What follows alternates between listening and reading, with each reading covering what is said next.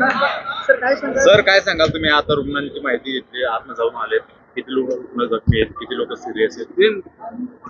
आजची घटनामध्ये 25 पेक्षा जास्त जो लोक आहे ते इंजर्ड आहे. सर्व इंजर्ड लोकांचा या हॉस्पिटलमध्ये आणि आणखी साईन हॉस्पिटलमध्ये एकदा उपचार चालू आहे. त्यांच्या व्यतिरिक्त त्यामध्ये 4 लोकांची जो अनफॉर्च्युनेटली डेथ झालेली आहे आणि पोलीस आणि जो आमचे हेल्थ विभागचे डिपार्टमेंटचे डॉक्टर्स आणि आणखी जो स्टाफ आहे ते जो इंजर्ड आहे त्यांचे ट्रीटमेंटचा उपचार वगैरे करत आहे. सर काय लोक जखमी त्यांना पूर्ण दाखल करण्यात येते हां, सॉरी, काही सिरियस रुग्ण त्यांना इथून ते इकडे गरजेप्रमाणे डॉक्टर त्यांना रेफर करतात, पण इकडे पण बरेच ट्रीटमेंटची त्यांनी अरेंजमेंट केलेली आहे. तर जसे मी सांगितलं जवळजवळ 25 लोक जो आहे त्यामध्ये जखमी आहे, त्यांचं ट्रीटमेंट चालू आहे. त्यामध्ये जसे मी सांगितले अनफॉर्च्युनेटली 4 लोकांची आतापर्यंत डेथ झालेली आहे. त्यामध्ये 3 महिला आहे आणि 1 पुरुष आहे. सर हिंदी में जानना चाहेंगे क्या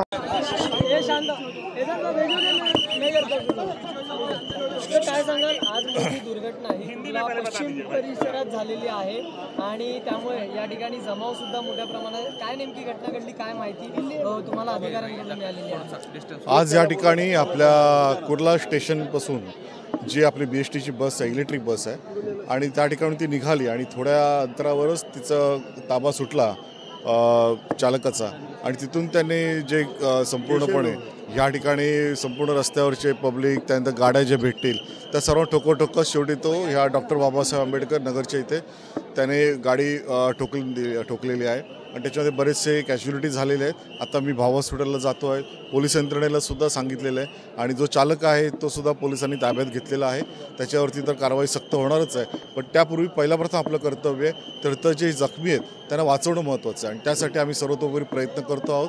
त्यामध्ये पोलीससुद्धा जखमी झाले, पोलिसांची गाडीसुद्धा, त्याच्यामध्ये 3 पोलीससुद्धा जखमी झालेले आहेत आणि त्याच्यामुळे निश्चितच ही अत्यंत गंभीर अशी दुर्घटना आहे आणि त्या ठिकाणी आम्ही जेवढं सहकार्य या सर्व रुग्णांना करता येईल आणि ज्यांची जीव वाचवता येतील हे पहिलं प्रथम काम आम्ही त्या ठिकाणी करणार आहोत. ज्यांचा मृत्यू झाला त्यांना सरकारकडून काही मदत मिळेल का? नक्कीच त्यासाठी पहिलं प्रथम आपण त्यांना वाचवण्याचं महत्त्वाचं आहे आणि त्यानंतर मृत्यू जे झाले असतील त्यांना